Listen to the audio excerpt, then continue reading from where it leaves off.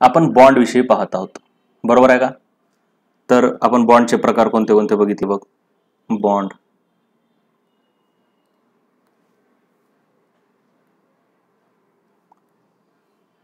एक आहे ionic bond आणि दुसरा आहे कोव्हॅलंट बॉन्ड. कोव्हॅलंट मध्ये दोन आधारावर प्रकार पाडलेत. एक based on sharing of electron, based on sharing of electron. इकडं आहे based on polarity, based on polarity. Sharing of इलेक्ट्रॉनच्या आधारावर दोन आहेत. प्युअर कोव्हॅलंट, जिथे की ज्या दोन ॲटम मध्ये बॉन्ड व्हायलाय ते दोघं पण एक एक इलेक्ट्रॉन काय करतात, शेअर करतात. आणि दुसरा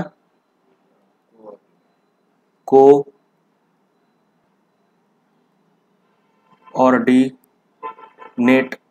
covalent bond, coordinate covalent bond, जिथे की दोन्ही पण एकच जण देतो, म्हणजे एकच दोन इलेक्ट्रॉन देतो, लोन पेअर देतो आणि घेणाऱ्याकडे एम्प्टी ऑर्बिटल असते. बेस्ड ऑन पोलॅरिटी दोन प्रकार आहेत. पोलार, जिथे की इलेक्ट्रोनिगेटिव्हिटी डिफरन्स जास्त असतो, एकाची कमी एकाची जास्त, म्हणजे एकाकडेच इलेक्ट्रॉनची पेअर सरकते आणि ज्याच्याकडे सरकते त्याच्यावर थोडासा निगेटिव्ह, ह्याच्यावर थोडासा पॉझिटिव्ह. ह्याला म्हणतो की पोलार कॅरेक्टर आलं, पॉझिटिव्ह पोल आला आणि निगेटिव्ह पोल आला, पोलार कॅरेक्टर आलं. पोलार कॅरेक्टरला दुसरं एक नाव आहे ionic character.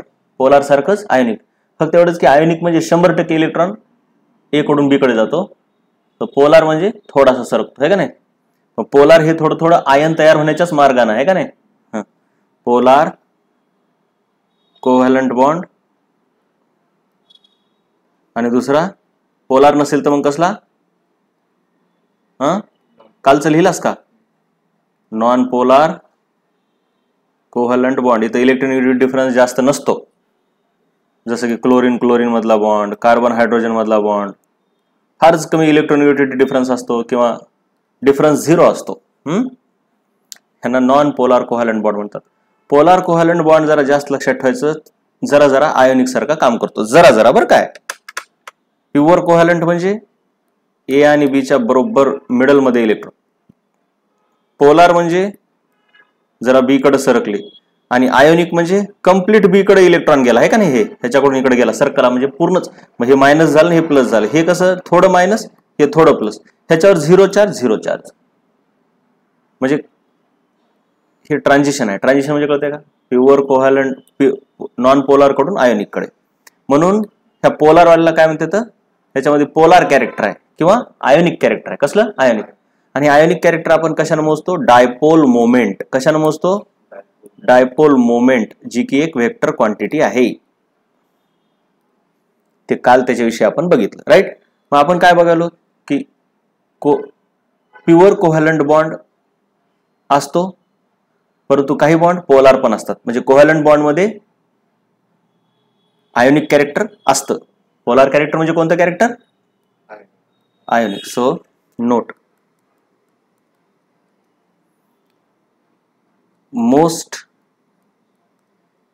most covalent bonds have ionic characters. Most म्हणजे मॅक्झिमम, काही जणच नाहीत फक्त, नाहीतर मॅक्झिमम लोकांमध्ये कसलं कॅरेक्टर आहे, आयोनिक कॅरेक्टर. आयोनिकलाच आपण दुसरा शब्द काय वापरतो, पोलार कॅरेक्टर. कसलं कॅरेक्टर, पोलार कॅरेक्टर. आयोनिकलाच थोडक्यामध्ये पोलार. पोलार म्हणजे पोल. कसले pole, positive pole, negative pole. ज्याच्याकडे इलेक्ट्रॉन सरकला त्याच्यावर कसला चार्ज, मायनस, डेल्टा मायनस. सरकल्यावर थोडा मायनस. पूर्ण मायनस येतो का, नाही. Most covalent bonds have polar character. तसंच हे मोस्ट लावायची गरज नाही, covalent bonds have polar character.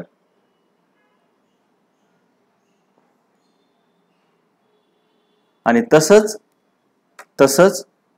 Ionic bond मध्ये पण मग कोणतं कॅरेक्टर येणार, जसं कोव्हॅलंट बॉन्ड मध्ये आयोनिक कॅरेक्टर आलं, तसंच आयोनिक बॉन्ड मध्ये पण कोणतं कॅरेक्टर आहे?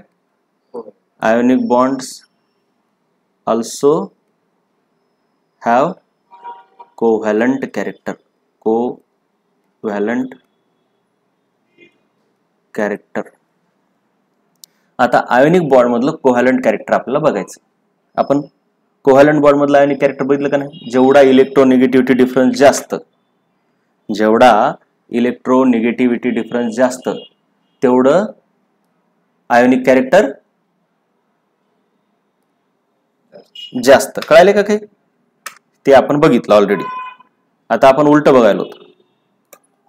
तर बघा, आपण आता आयोनिक बॉन्ड मध्ये कोव्हॅलंट कॅरेक्टर बघायचं आहे आपल्याला, थोड्या वेळानं बघू. काल आपण ऑलरेडी आणखीन एक काय बघितलं होतं? बॉन्ड ऑर्डर वगैरे बघितलं होतं. बऱ्याच गोष्टी,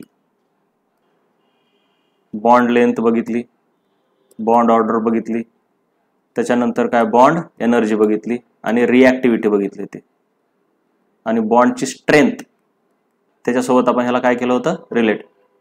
मग स्ट्रेंथ ऑफ द बॉन्ड कशी होती? बॉन्ड एनर्जीला इनव्हर्सली रिलेटेड, बॉन्ड लेंथला नाही, बॉन्ड एनर्जीला डायरेक्ट, आहे का नाही? बॉन्ड लेंथला उलटी. बॉन्ड लेंथ जास्त म्हणल्यावर स्ट्रेंथ कमी. बॉन्ड ऑर्डर जास्त असल्यावर, बॉन्ड ऑर्डर म्हणजे बॉन्डची संख्या जास्त असल्यावर स्ट्रेंथ जास्त, म्हणजे डायरेक्ट का इनव्हर्स? स्ट्रेंथ सोबत इनव्हर्स. इनव्हर्स मध्ये काय असते? एक वाढलं की एक कमी होतंय, दुसरं कमी होतंय. मग आता मी कुणाच विचारलं तुला? बॉन्ड ऑर्डरचं. मग बॉन्ड ऑर्डर आणि स्ट्रेंथ कसे येतं? आधी विचार कर. एक वाढल्यावर दुसरं काय होतंय? बॉन्ड ऑर्डर म्हणजे बॉन्डची संख्या.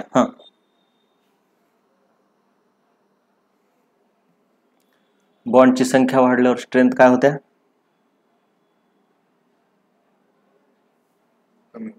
कमी होते.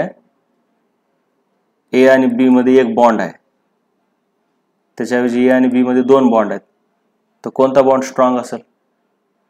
म्हणजे थोडक्यात ए आणि बी ला एका दोरीनं बांधलं, त्याच्याऐवजी दोन दोरीनं बांधलं.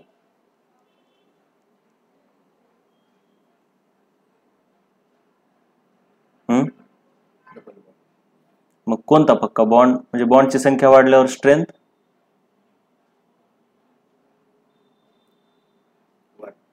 सांग ना, तूच सांग, तुला काय वाटायला आता?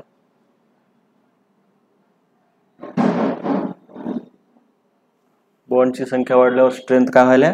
काय वाटतंय तुला? वाढते. म्हणजे एक वाढलं की दुसरं वाढायलंय.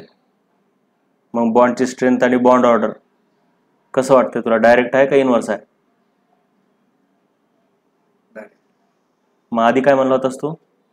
इनव्हर्स. बरं, हे तर ठीक आहे. बॉन्डची ऑर्डर ही कशी आहे? डायरेक्ट आहे. बॉन्डची ऑर्डर कशी असते? डायरेक्ट. मग असं लिहावं लागेल का? मग बॉन्ड लेंथ आणि बॉन्ड ऑर्डर कसं आहे? डायरेक्ट का इनव्हर्स?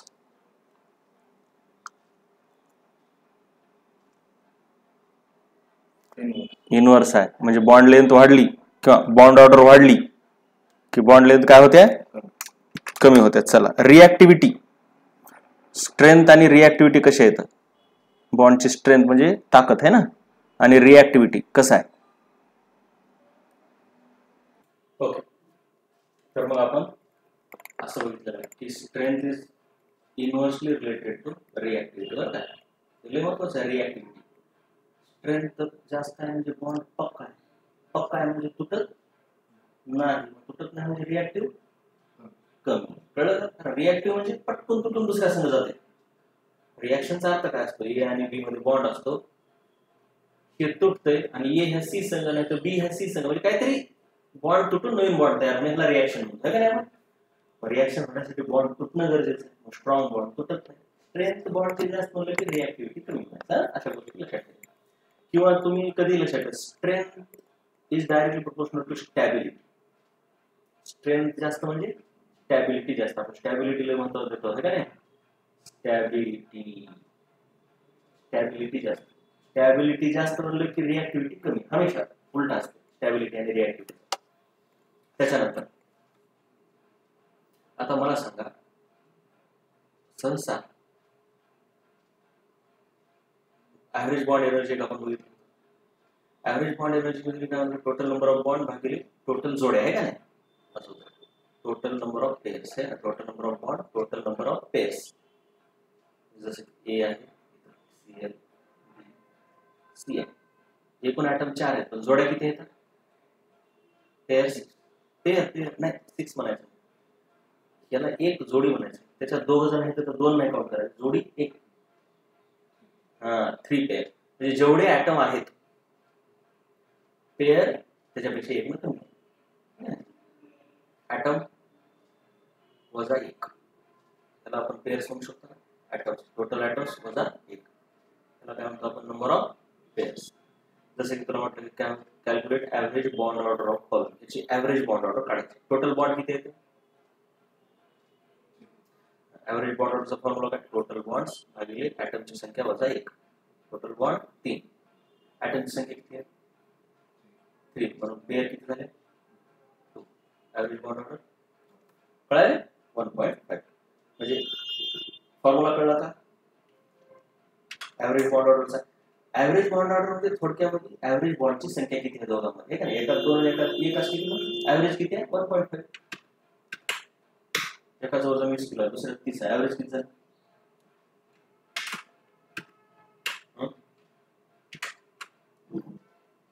त्या दोघांच्या मध्ये कुठेतरी 25. कळाले? ऍव्हरेजचा अर्थ कळतो का? मध्यम, त्या दोघांच्या थोडं थोडं मध्यम. एक्झॅक्ट मध्ये येत नसते, कधी मध्ये येते, पुन्हाची संख्या किती आहे त्याच्यावर आधारित असते. आता त्याची ऍव्हरेज बॉन्ड ऑर्डर काढायची. वर काय असते? बॉन्डची संख्या किती आहे? कसं काय आहे का बघितलंस का? आहे का फोन? आणि खाली काय असते?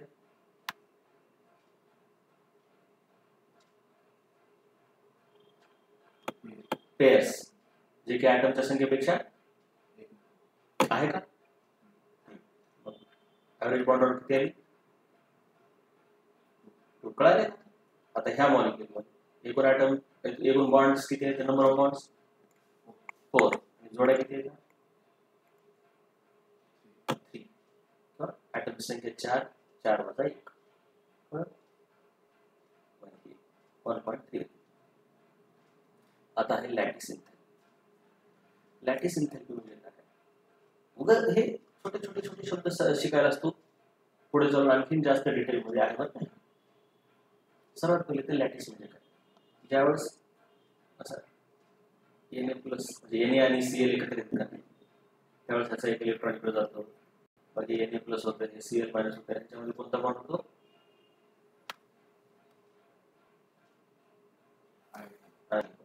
पण तिथं झालं एक मॉलिक्युल.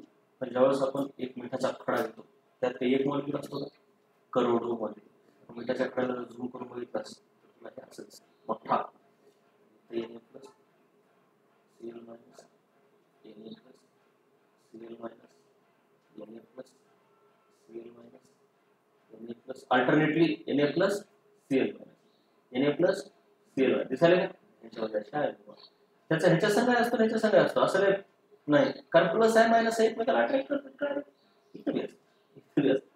प्लस मायनस अट्रॅक्ट करतीलच ना. जे जाळं तयार झालं पूर्ण त्याला लॅटिस म्हणतात. काय म्हणतात त्याला? किंवा मोठं सॉलिड. काय? सॉलिड. एवढं कळ. लॅटिस एक मॉलिक्युल म्हणजे एक, लॅटिस म्हणजे अख्खं सॉलिड, ठीक आहे ना? जे मोठा सॉलिड आहे तो बनलाय कशापासून? मॉलिक्युल पासून बनलाय. मॉलिक्युल ऍटम पासून बनले, बरोबर का?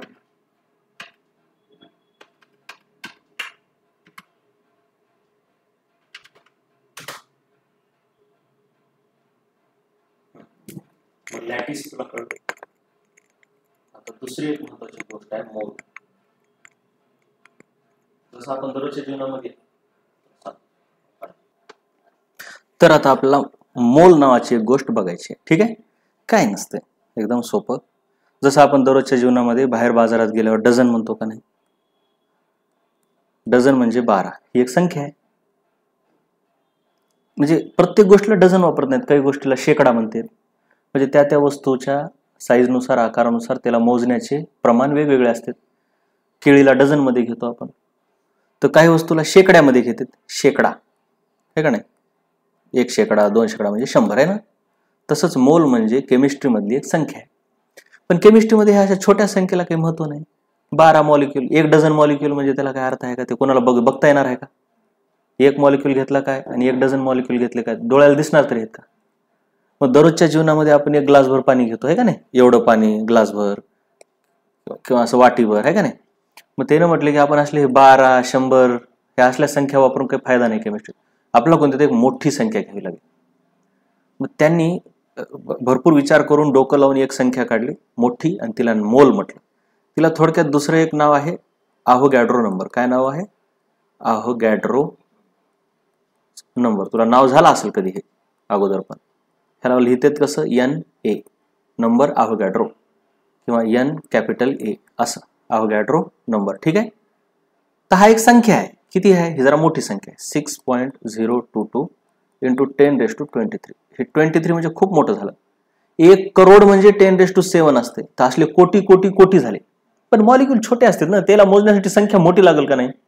तू ट्रक मोजतोस टन मध्ये, सोनं मोजतोस ग्राम मध्ये, आहे का नाही? संख्या मोठी जास्त घ्यावं लागेल का नाही? आता हे असं म्हणण्यापेक्षा आपण बऱ्याच वेळेस लक्षात ठेवायचं की बाबा 6 इंटू 10⁻23, पण मायनस नाही बरं का, +23. खूप मोठी संख्या, मायनस म्हणल्यावर फार छोट होईल. किंवा बऱ्याच वेळेस कसं लक्षात ठेवतात किंवा 10⁻23 एवढं मोठं आहे, पण खरं हेच आहे. म्हणजे मोल म्हणजे खूप मोठी संख्या आहे. राईट, मोल म्हणजे खूप मोठी संख्या आहे. जसं की पाण्याचा 1 मॉलिक्यूल एवढाच आहे,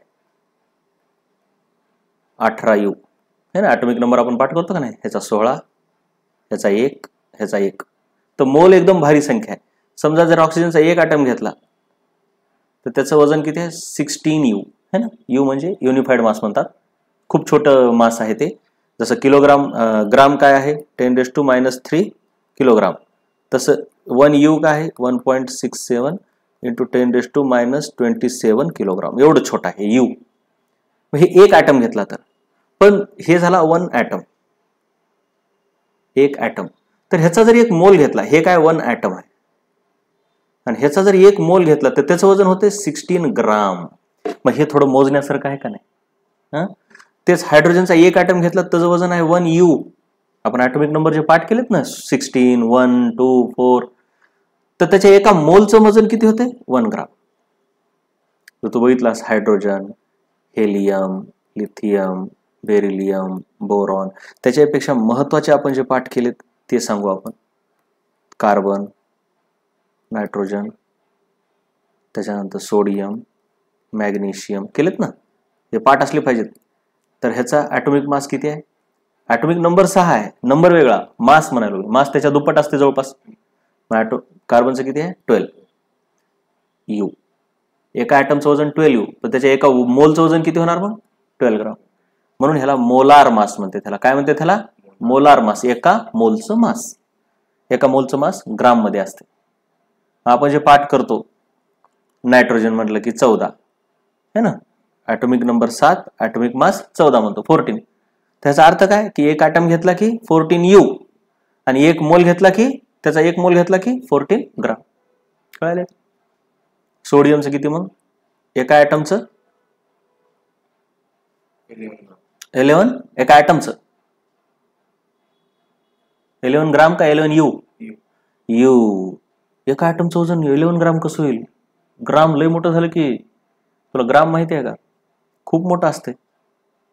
1 ग्राम म्हणजे, आता समज तू रुपयाचा बंदा घेतलास, तू 1 रुपयाचा एक कॉईन घेतलास, कॉईन, तर हे कॉईन असते तर 5-10 ग्रामचे. 1 ग्राम म्हणजे खूप मोठा आहे ना. एका मॉलिक्युलचं वजन तेवढं मोठं असते का? नाही. कशामध्ये असतं? यू मध्ये. कशात? यू. त्याच्या एका मोलचं किती होणार? 1 ॲटम म्हणजे एकटाच सोडियम ॲटम असा एवढा आहे का नाही. 1 मोल म्हणजे लय जास्त झाले. 1 मोल म्हणजे ॲटमची संख्या किती होते? 1 मोल म्हणजे मी सांगितलं नाही का, 1 मोल म्हणजे अवोगॅड्रो नंबर. त्याची संख्या 1 मोल, त्याची संख्या किती आहे? 6. हे 6 फिक्स सोडून दे. 10⁻23 म्हणजे करोड करोड करोड. खूप जास्त संख्या आहे. मग लक्षात आलं मॅग्नेशियमचं एका ॲटमचं वजन 12U. तर एका जर ह्या मॅग्नेशियमच्या ॲटमचा 1 मोल घेतला म्हणजे खूप कमी का खूप जास्त घेतलं? 1 मोल घेतल्यावर मॅग्नेशियमचा 1 ॲटम मोठा का त्याचा 1 मोल मोठा? मोल मोठा. मग खूप कमी कसं म्हणाल असं की 1 केळी मोठी का 1 डझन केळी मोठी? 1 डझन केळी मोठी. मग तसं 1 ॲटम मोठा का 1 मोल ॲटम मोठा? मोल ॲटम. म्हणजे डझन म्हणल्यासारखंच आहे ते. डझन म्हणजे 12. 1 मोल ॲटम म्हणजे 10⁻23 ॲटम. मग त्याचं वजन किती होते? 12 ग्राम. कोणतं मोठं आहे? ग्राम मोठा आहे का यू मोठा आहे? ग्राम मोठा आहे. कळलं? ह्याला मोल म्हणतात. ठीक आहे. मग कधी पण आपण किंमत सांगताना केळीची एका केळीची किंमत सांगते का एका डझनची सांगते? आहे का नाही? बाजारामध्ये एखाद्या गोष्टीला किंमत सांगण्याचा एक प्रकार असतो जे की लोकांच्या लक्षात येईल. 1 केळी म्हणलं की कसं लोक घेतातच डझनावर ना. मग तसंच आहे केमिस्ट्रीमध्ये एका मॉलिक्युलचं व्हॅल्यू सांगून महत्व नाही, कारण ते दररोजच्या जीवनात वापरतच नाही. आपण व्हॅल्यू कशी सांगावं जी की आपण दररोज वापरणार आहोत. मग केमिस्ट्रीमध्ये समज मी तुला म्हटलं की मला वॉटर दे, तर तू मला काय म्हणशील? किती मॉलिक्यूल देऊ म्हणशील का किती मोल देऊ? मोल म्हणशील का म्हणशील किती मॉलिक्यूल? का तुला देता तरी येणार आहेत का? मी म्हणलं 5 मॉलिक्यूल दे, तुला देता येणार आहेत का? नाही. पण 5 मोल देता येतात. का देता येतात? बघ, हे पाणी आहे, खूप मोठं पाण्याची टाकी आहे. तू केमिस्ट्रीमध्ये रिॲक्शन करायला आता दररोजच्या जीवनात मोल वापरत नाही. तू म्हणशील आपण कुठं दररोजच्या जीवनामध्ये घरामध्ये म्हणतो 5 मोल पाणी देऊन? नाही. पण लॅबोरेटरीत म्हणतात, लॅबमध्ये सायंटिस्ट वगैरे काम करताना म्हणतात. ते काय म्हणतात? समजा इथं ए सायंटिस्ट आहे, इथं बी आहे. हा ए काय म्हणतो बीला, मला वॉटर दे. किती दे? 5 मोल दे. मग 5 मोल देता येते, पण 5 मॉलिक्यूल देता येत नाही. 5 मोल कसे देतात? कारण पाण्याचा 1 मोल म्हणजे पाण्यामध्ये काय OH. ह्याचं एकाचं वजन किती आहे? 16. ह्याचं किती आहे? 1. ह्याचं किती आहे? 1. असं ह्या सर्व मॉलिक्यूलचं एका मॉलिक्यूलचं किती झालं? 1U. पण 1 मोल घेतल्यावर त्याचं वजन काय? 16 1 किती झालं? 18U एका मॉलिक्यूलचं. पण एका मोलचं किती होणार मग? 18 ग्राम. मी त्याला 5 मोल मागितलो. 5 मोल म्हणजे किती होणार मग? 18 × 5 90 ग्राम. मग 5 मोल म्हणजे किती झालं पाणी? 90 ग्राम. मग 90 ग्राम पाणी मोजून त्याला ह्याला देता येते का नाही? देता येते. म्हणजे मोलवर मागितलं, मोलवर बोललं की त्याला मोजता येतंय, देता येतंय, त्याच्यावर काहीतरी प्रक्रिया करता येतात. पण मॉलिक्यूलवर काही करता येते का? नाही. मग केमिस्ट्रीमध्ये बऱ्याच गोष्टी ह्या मोलवर चालतात. म्हणजे बॉन्ड एनर्जी काढली. मग 1 बॉन्ड तोडायला किती एनर्जी लागते हे काढणं सोपं का 1 मोल बॉन्ड तोडायला? 1 बॉन्ड तोडायला एनर्जी खूप जास्त लागेल का खूप कमी? खूप कमी. पण 1 मोल बॉन्ड घेतल्यावर जास्त. मग 1 मोल बॉन्ड तोडायची एनर्जी सांगणं सोपं असते. एका केमिस्ट्रीमध्ये 1 मॉलिक्यूल 1 बॉन्ड हे आपण मोजणं लय अवघड आहे. आपल्याला कशावर मोजमाप करावं लागेल? एका मॉलिक्यूलवर, एका ह्याच्यावर का त्याच्या एका मोलवर? मोलवर. म्हणून कधी पण केमिस्ट्री मधलं मोजमाप हे मोलवर चालतंय. म्हणजे एका बॉन्डला तोडण्यासाठी एनर्जी जी लागते तिला बॉन्ड एनर्जी म्हणतात. असं म्हणण्याच्या ऐवजी काय म्हणतात? बॉन्डच्या एका मोलला 1 मोल बॉन्ड ब्रेक करायला जेवढी एनर्जी लागते त्याला आपण बॉन्ड एनर्जी म्हणतो. कळलं काही? म्हणजे हे जरा सोपं जाते. म्हणजे प्रत्येक गोष्ट कशात बोलली जाते? मोल. मग NaCl मध्ये हा आयोनिक बॉन्ड आहे का नाही? ह्याला तोडायला एनर्जी फारच कमी लागते. म्हणजे ती सांगायला अवघड, लक्षात ठेवायला अवघड. मी तरी तुला सांगतो. बघ, सर्वात पहिले तर आपण शिकलो काय? लॅटिस एन्थॅल्पी. काय शिकलो? लॅटिस एन्थॅल्पी. ही थोडक्यात बॉन्ड एन्थॅल्पी सारखंच आहे. कोव्हॅलंट बॉन्ड मध्ये ए आणि बी मध्ये असा बॉन्ड असतो, असले 1 मोल बॉन्ड तोडण्यासाठी जी एनर्जी लागते त्याला बॉन्ड एनर्जी म्हणतात. पण आयोनिक बॉन्ड मध्ये कसं असते? ए आणि बी मध्ये असा आयोनिक बॉन्ड असतो आणि त्याला बॉन्ड म्हणण्याच्या ऐवजी थोडक्यात म्हणजे ते लॅटिस म्हणतात. म्हणजे बॉन्ड एनर्जी म्हणण्याच्या ऐवजी त्याला काय म्हणतात? Lattice energy. असं त्याचा म्हणण्याचा प्रकार आहे. ऍक्च्युली दोघं पण काय तर बॉन्ड एनर्जीच आहेत, दोघं पण काय तर बॉन्ड एनर्जीच आहेत जवळपास. ह्यांच्यातले फरक सॉलिड स्टेटमध्ये तुला डिटेलमध्ये कळतील. मग आता NaCl चा एक बॉन्ड तोडायला लागणारी एनर्जी एवढी आहे, 1.31 × 10⁻⁻18 जूल पर बॉन्ड एका बॉन्डसाठी. हे जूल हे एनर्जीचं युनिट आहे. आणि तेच एका मोल NaClच्या एका मोलला तोडण्यासाठी, म्हणजे खूप मोठी संख्या झाली ना, किती एनर्जी लागते? 787 × 10⁻³ जूल पर मोल. आता ही कशी आहे? दररोजच्या जीवनात मोजण्यासारखी संख्या आहे. 787 म्हणजे थोडक्यात किती? 78,700. बरोबर का? किती? याच्यावर 3 शून्य नाही, जवळपास किती? 7,87,000 जूल पर मोल. परंतु हे फारच छोटं आहे ना, हे कसं लक्षात ठेवणार? म्हणजे लक्षात राहतंय पण ते दररोजच्या जीवनामध्ये. तसं ते एका केळीचं मला सांग, तसं तर तांदूळ एका क्विंटलचाही भाव असतो, एका किलोचाही भाव असतो, काय ते 40 रुपये आहे का नाही? त्याच्या एका ग्रेनचा म्हणजे त्याचं जे एक हे असतो दाना, त्याचाही भाव असतोच. हे 40 रुपये आहे, ते एका दाण्याचा भाव फारच कमी येईल ना, काहीतरी 4 × 10⁻12 काहीतरी, मला माहित नाही आता, उगा अंदाजे घ्यालो, -3 किंवा -9 रुपीज. मग हे सांगायला सोपं आहे का अवघड आहे? अवघड आहे. म्हणून जे लक्षात राहतात गोष्टी 1 पासून ते 1 लाख पर्यंत तशा रूपात मांडतो आपण. मग आता थोडक्यात तुझ्या लक्षात आलं की हे मोल मध्ये गोष्टी आपण का सांगतो. ठीक आहे, मग मोल मध्येच सांगा. मग आता NaCl ची लॅटिस इन्थॅल्पी म्हणजे काय? की बाबा त्याचं असं लॅटिस घ्या, एक बॉन्ड घेऊ नका. म्हणून त्याला बॉन्ड इन्थॅल्पी म्हणलंय का? नाही, कारण एक बॉन्ड घेतलाय का? नाही, असे बरेच बॉन्ड घेतलेत. बरेच बॉन्ड म्हणजे मग काय तयार झालं शेवटी? ते लॅटिस. अख्ख्या सर्वांना म्हणून काय म्हणतो? लॅटिस. मग बघ आता बघ कोव्हॅलंटचं कसं असतं माहिती आहे का? समजा HCl आहे, हे कोव्हॅलंट बॉन्ड त्याचे असे असते, तर ह्याच्यात आणि ह्याच्यामध्ये असा कोव्हॅलंट बॉन्ड नसतो. पण आयोनिक बॉन्डचं कसं असते?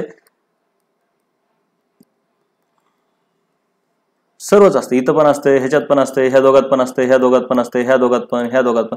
कारण हे काय? हे प्लस आहे, हे मायनस आहे, हे प्लस आहे, एकमेकाला अट्रॅक्ट करतात. पण इथं कसं आहे? हे एकमेकांमध्ये घुसलेले असते, शेअर. मग ह्या H न ह्या Cl सोबत शेअर केले, पण ह्या Cl ने ह्या H सोबत शेअर केले का? म्हणून इथं बॉन्ड आहे का? नाही. ठीक, इथं काय असते ते नंतर, आता ताण घेऊ नको. ठीक आहे, ह्याच्यावर थोडासा निगेटिव्ह असतो, ह्याच्यावर थोडासा पॉझिटिव्ह असतो, ह्याच्यावर थोडासा पॉझिटिव्ह असतो, ह्याच्यावर थोडासा निगेटिव्ह. मग ह्याच्यात थोडासा बॉन्ड असतो, पण ह्याच्या इतका पक्का नसतो. ह्याच्यात कसं आहे? थोडं पॉझिटिव्ह थोडं निगेटिव्ह नाही, कम्प्लीट पॉझिटिव्ह कम्प्लीट निगेटिव्ह आहे. राईट. मग हे अख्खं लॅटिस म्हणजे 1 मोल घ्यायचा. NaClचं काय घ्यायचा? 1 मोल. काय घ्यायचा बोल? 1 मोल. म्हणजे असे भरपूर Na भरपूर Cl झाले, म्हणजे 1 मोल म्हणजे 10⁻23. मग त्यांना हिट द्यायची. काय द्यायची? हिट. तोडायचं ना, तोडतो कसं आपण केमिस्ट्रीत एखादी गोष्ट? हिट देऊन. हिट दिले की तुटते, मग हळूहळू हे बॉन्ड तुटते. मग असले 1 मोल NaClचा 1 मोल तोडण्यासाठी किंवा कोणत्याही आयोनिक कंपाऊंडचा 1 मोल तोडण्यासाठी जी एनर्जी लागते तिला म्हणतात लॅटिस एन्थॅल्पी. काय म्हणतात तिला? लॅटिस एन्थॅल्पी. आता लॅटिस एन्थॅल्पी 2 प्रकारे सांगतात काही जण. बघू दे, इथं एनर्जी रिलीज 2 प्रकार, एनर्जी रिलीज आणि एनर्जी ऍब्सॉर्ब. 2 गोष्टी बघा, आता नीट समजून घे, काही घाई करू नको. बघ, समज तुझ्याकडे Na+ आणि Cl- आहे. ह्याला तोडण्यासाठी तुला ह्याला एनर्जी द्यावी लागेल, बरोबर का नाही? म्हणजे थोडक्यात तू ह्याला एनर्जी अशी दिली आहे ना, दिलीचा अर्थ कळला का? मग हे Na बाजूला होईल आणि Cl बाजूला होईल, एवढं कळलं? आणि हे सहसा गॅसियस स्टेटमध्ये करतात, म्हणजे गॅसियस स्टेटमध्ये जरा मोजमाप करायला सोपं जाते, परफेक्ट व्हॅल्यू भेटतात. मग ह्याला लिहिताना आपण कसं लिहितो? हे गॅस नाही, हे सॉलिड स्टेटमध्ये, पण हे गॅसमध्ये जाते, हे गॅसमध्ये जाते तुटून. आणि आपण हे दोघं तयार झाले, ह्याला प्लस न दाखवतो. हे प्लस म्हणजे चार्ज नाही बरं का, हे 1 तयार झालं, ते 1 तयार झालं. मग तोडायला एवढी एनर्जी द्यावी लागेल, ह्याला काय म्हणतात? Energy absorb. है ना, ऍब्सॉर्ब केली ना त्यानं, द्यावी लागली, त्याला दिली, त्याने ऍब्सॉर्ब केली. ह्याच्या उलट काय? ह्याच्या उलट लॅटिस एन्थॅल्पीला असं उलटही म्हणतात, की समजा बाबा हे दोघं होते असे दूर दूर गॅसियस स्टेटमध्ये, आणि समजा हे जवळ आले, एकमेकाच्या जवळ आले. जसं हे एकत्र होते तोडायला एनर्जी लागते, तर हे जवळ येऊ लागल्यावर तेवढीच एनर्जी बाहेर टाकतील ना. हे बाळा नीट कळलं का? बघ, तोडायला ह्याला एनर्जी द्यावी लागली, आणि हे तुटली. मग आता तुटलेली जवळ येताना हे एनर्जी ऍब्झॉर्ब करतील का रिलीज करतील? ऍब्झॉर्ब. नाही, जुटलेले होते तर तोडताना त्यांना द्यावी लागली. बघ जरा मी थोडक्यात इथं सांगतो. हे बघ, जुटलेले होते तिथून ह्याला तोडलं तर तोडताना ह्याला एनर्जी द्यावी लागली. त्याच्याऐवजी समजा हे दूर होते दोघ जण, हे दोघं दूर आहेत, आता हे जुटून एकत्र आहेत, तर हे एनर्जी ऍब्झॉर्ब करतील का रिलीज करतील? म्हणजे एक प्रक्रिया व्हायला, म्हणजे इकडून इकडे जाताना ऍब्झॉर्ब केलं तर इकडून इकडे येताना पण ऍब्झॉर्बच करतील का रिलीज करतील? इकडून इकडे जाताना बघ थोडक्यात असं जाऊ दे. बघ, ए कडून बी कडे जाताना ह्याच्यावर असा फोर्स लावा लागते है ना, पण तेच इथून खाली येताना त्याच्या उलट काम होईना का? म्हणजे इकडून इकडे जाताना एनर्जी वाढली तर इकडून इकडे येताना एनर्जी वाढते का कमी होते? उलट येताना कमी होते ना. म्हणजे प्रोसेस उलटी झाली ना. उलटी प्रोसेस झाल्यावर मला सांग, काम पण उलटच होईल ना. म्हणजे थोडक्यात तू ए कडून, म्हणजे वस्तू ए कडून बी ला दिली तर ए ला पैसे जातील, पण त्याच्या उलट जर बी कडून ए ला गेली तर ए कडून बाहेर पैसे जातील का नाही? असं कळते का? असं तर काही कळायले का? रिव्हर्स प्रोसेस झाल्यावर एनर्जी पण रिव्हर्स होईल ना. इकडून इकडे जाताना हे एनर्जी काय केली? ऍब्झॉर्ब. तो आता उलट इकडून इकडे येताना हे एनर्जी ऍब्झॉर्ब करतील का बाहेर टाकून देतील? ऍब्झॉर्ब म्हणजे स्वतःकडे घेणे, शोषून घेणे, असं ओढून घेणे स्वतःकडे. त्याच्या उलट करताना शोषून घेतील का तर बाहेर टाकतील? बाहेर टाकतील. त्याला रिलीज करणं म्हणते ते एनर्जी. काय करणं? रिलीज. मग आता बॉन्ड एनर्जी अशी पण तुम्ही डिफाईन करू शकता, इकडून इकडं पण डिफाईन करू शकता. असं काही नाही. म्हणजे वस्तूची किंमत कशी सांगू शकता? वस्तू विकत असताना ए ने बी ला दिलेले पैसे है ना, किंवा बी ला ए कडून आलेले पैसे, असं उलट म्हणू शकतोस ना.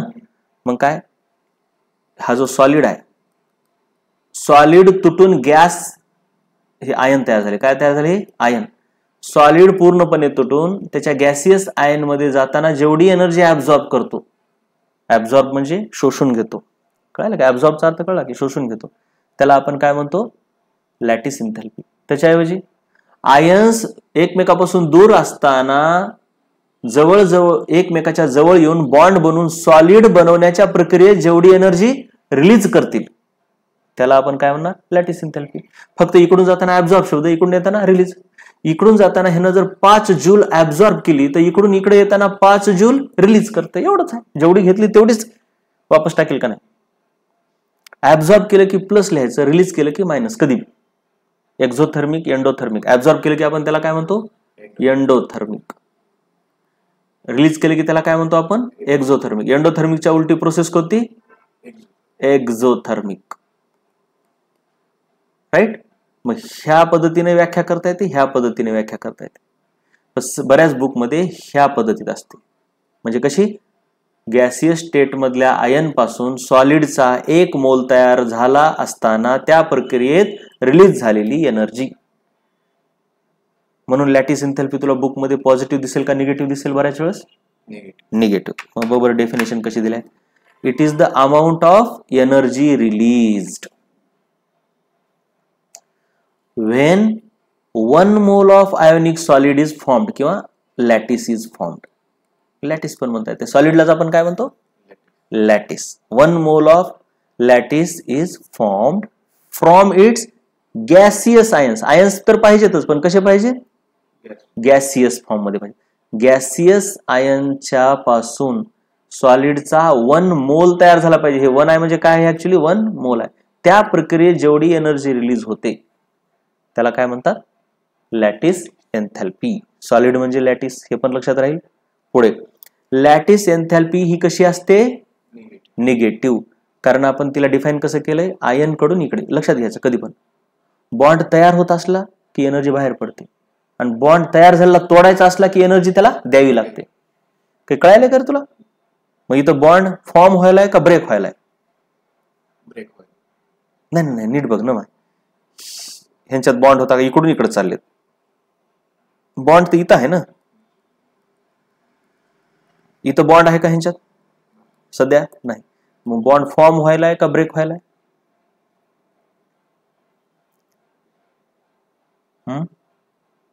ते ब्रेक व्हायला का? अरे नाही रे बाळा, ह्यांच्यात बॉन्ड आहे, इकडून इकडे आल्यावर तुटला म्हणतो आपण, ब्रेक म्हणजे तुटणे. मग कुणीकडून कुणीकडे गेलं तुटलं, जरा नीट बघ, जरा त्या गोष्टी समजून घे. तुझ्याकडे समज इथं Na+ आहे आणि हा Cl- आहे, दूर दूर आहेत समजा, हे काय जवळ नाहीत एकमेकाच्या, आणि हे गॅसियस फॉर्म मध्ये. आता हे जवळ जवळ आले आणि असं तयार झालं, जवळ जवळ आल्यावर ह्यांच्यावर बॉन्ड तयार झाला का नाही, आयोनिक बॉन्ड. मग इकडून इकडे जाणं म्हणजे बॉन्ड फॉर्मेशन आहे का बॉन्ड ब्रेकिंग आहे? फॉर्मेशन. आणि इकडून इकडे आल्यावर बॉन्ड ब्रेकिंग आहे. म्हणजे बॉन्ड फॉर्मेशन आहे, बॉन्ड फॉर्मेशन आहे, त्याच्यामध्ये एनर्जी काय होत असते? ऍब्झॉर्ब. सॉरी माझी चूक झाली,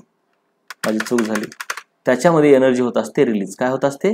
रिलीज. कधी पण बॉन्ड तयार होताना एनर्जी रिलीज होते, कधी लक्षात ठेवायचं, कारण बॉन्ड फॉर्म होताना स्टॅबिलिटी वाढते. ते बॉन्ड कशासाठी फॉर्म करते? स्टॅबिलिटी वाढवण्यासाठी, म्हणजेच एनर्जी कमी करण्यासाठी, हे का नाही. एनर्जी कमी म्हणजे काय? एनर्जी कमी कधी होते माझी? जर मी रिलीज केल्यावर का मी ऍब्झॉर्ब केल्यावर? रिलीज केल्यावर. म्हणून बॉन्ड फॉर्मेशन मध्ये हमेशा एनर्जी काय होते? रिलीज. आणि बॉन्ड ब्रेकिंग मध्ये एनर्जी काय होते? ऍब्झॉर्ब. ऍब्झॉर्ब होते म्हणजेच एनर्जी वाढते, रिलीज होते म्हणजेच एनर्जी कमी होते.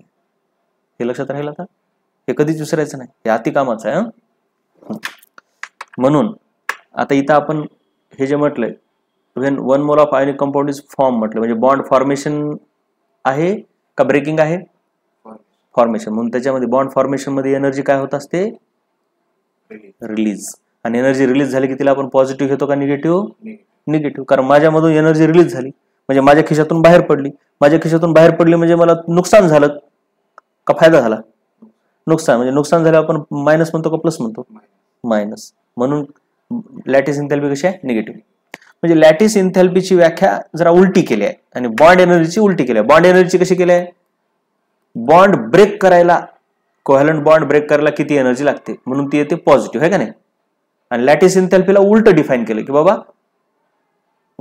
गॅसेस पासून आयोनिक बॉन्ड तयार व्हायला किती एनर्जी बाहेर पडते. ऍक्च्युली ते एकूण एकच आहे, फक्त तू मला किती पैसे दिल्याच्या ऐवजी मी तुला किती दिले, कळलं का?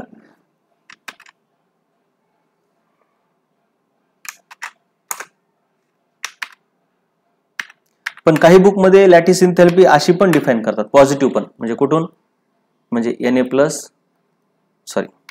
Na आणि Cl मध्ये असा बॉन्ड आहे, आपण आयोनिक बॉन्डला कसं दाखवतो? ह्याला तोडण्यासाठी किती एनर्जी लागते, है का नाही, गॅसियस स्टेट मध्ये. मग इथं लॅटिस एन्थॅल्पी डेल्टा LH एन्थॅल्पी लिहिण्याचा हे प्रकार असतो. एन्थॅल्पीला H लिहितात, L म्हणजे लॅटिस आणि डेल्टा म्हणजे किती एनर्जी चेंज झाली, इथून इथं जाताना किती एनर्जी त्याला भेटली किंवा किती एनर्जी रिलीज झाली. अशा प्रकारे जर असेल म्हणजे सॉलिड कडून आयन मध्ये तर पॉझिटिव्ह येणार, है का नाही. पण जर उलट डिफाईन केलं असेल तर निगेटिव्ह येणार. तुला बऱ्याच बुक मध्ये असं पॉझिटिव्ह पण दिसेल, निगेटिव्ह पण दिसेल. पण बॉन्ड एनर्जी हमेशा पॉझिटिव्ह डिफाईन केला, म्हणजे ए आणि बी मध्ये कोव्हॅलंट बॉन्ड आहे आणि त्याला ब्रेक करण्यासाठी किती एनर्जी लागली, म्हणजे बॉन्ड एनर्जी हमेशा तुला पॉझिटिव्ह दिसेल, 5, 10 जे काय असेल, है का नाही. पण लॅटिस एन्थॅल्पी कुठं पॉझिटिव्ह, कुठं काही ठिकाणी पॉझिटिव्ह पण दिसेल, काही ठिकाणी पण निगेटिव्ह पण दिसेल. ते डिपेंड करते की त्याची व्याख्या कशी केली. ठीक आहे, ओके. मग हे लॅटिस एन्थॅल्पी लक्षात आली. आणि त्याच्यानंतर मग लॅटिस एन्थॅल्पी म्हणजे थोडक्यामध्ये आयोनिक कंपाऊंडला स्टॅबिलिटी कुणामुळे भेटते? ह्या लॅटिस एन्थॅल्पीमुळे. कारण आयन दूर असतात, ते एकमेकाच्या जवळ आले की एनर्जी ऍब्झॉर्ब करतात का रिलीज करतात? नीट विचार कर. रिलीज. आणि एनर्जी रिलीज केल्यावर एनर्जी कमी होते, एनर्जी कमी केली की स्टॅबिलिटी वाढते. मग ह्या लॅटिस एन्थॅल्पीमुळेच आयोनिक कंपाऊंडला स्टॅबिलिटी भेटते, असं म्हणता येते का आपल्याला? म्हणता येते का असं? हे आहे लॅटिस एन्थॅल्पी. पुढचा कन्सेप्ट आहे तुला रेझोनन्स. काय आहे? रेझोनन्स. आता रेझोनन्स विषयी डिटेल मध्ये पुढे आहे, सध्या एवढं नाही, कामापुरतं सांगतो तुला फक्त. रेझोनन्स म्हणजे काय, काही ठिकाणी हे carbon single bond double bond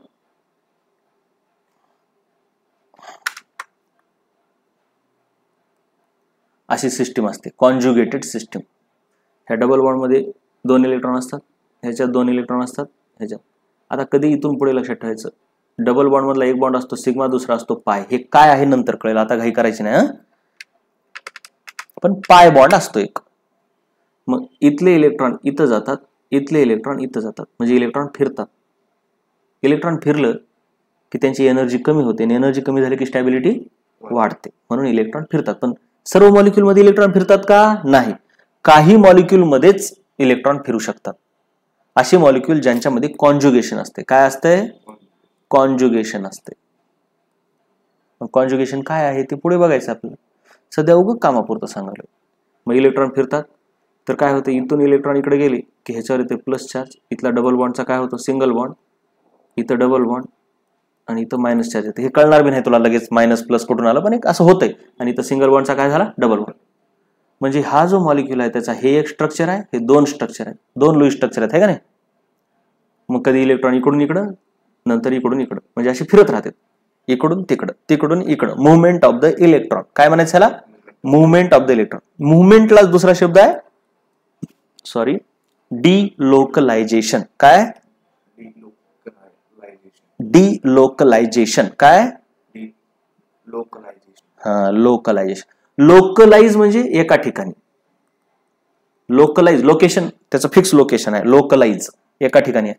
पण डी म्हटलं की तो एका ठिकाणी राहिला नाही. इलेक्ट्रॉन इथे एका ठिकाणी राहिलेत का, नाही, इकडून तिकडे पळालेत, म्हणून त्याला शब्द काय वापरलाय, डिलोकलायझेशन.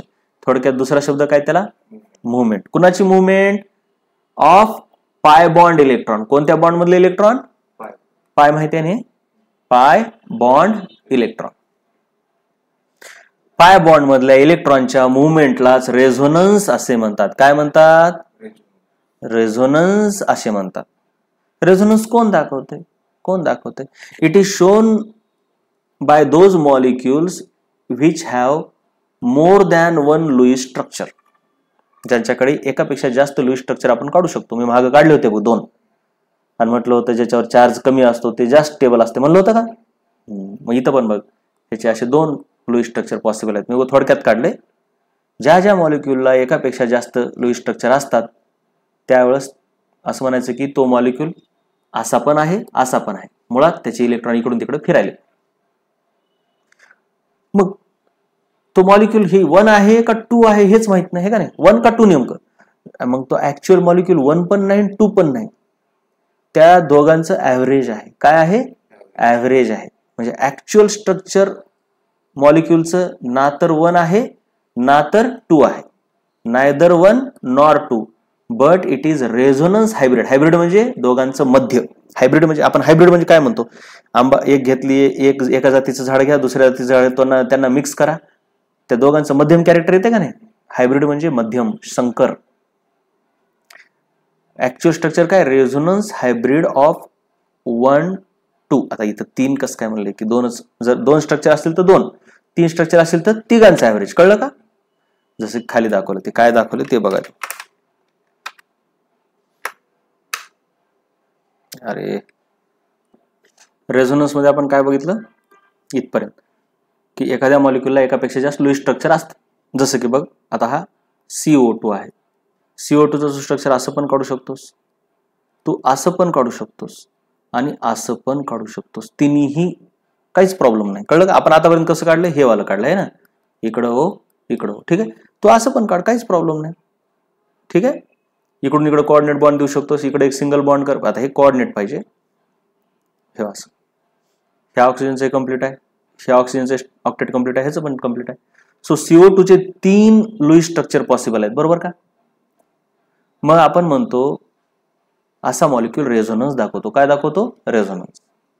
आणि ह्या तिघांना काय म्हणतात, ह्या तिघांना म्हणतात कंट्रीब्युटिंग स्ट्रक्चर. काय म्हणतात, कंट्रीब्युटिंग स्ट्रक्चर. पण ऍक्च्युअल मॉलिक्यूल ना तर असा असतो, ना तर असा असतो, ना तर असा असतो. ह्या तिघांचंही हायब्रिड असतो. काय असतो, हायब्रिड. हे असं. म्हणजे इथं पण तुमचं सिंगल बॉन्ड तर फिक्स आहे, पण असा ट्रिपल बॉन्ड असल्यासारखा ह्याला म्हणतात resonance hybrid. Actual molecule resonance hybrid of these 3 Lewis structure. काय म्हटलं मग? Actual structure is neither 1 nor 2 nor 3. 1 पण नाही, 2 पण नाही, 3 पण नाही, but it is resonance hybrid of 1, 2 and 3. Clear? एवढंच रेझोनन्स विषयी लक्षात ठेवायचं.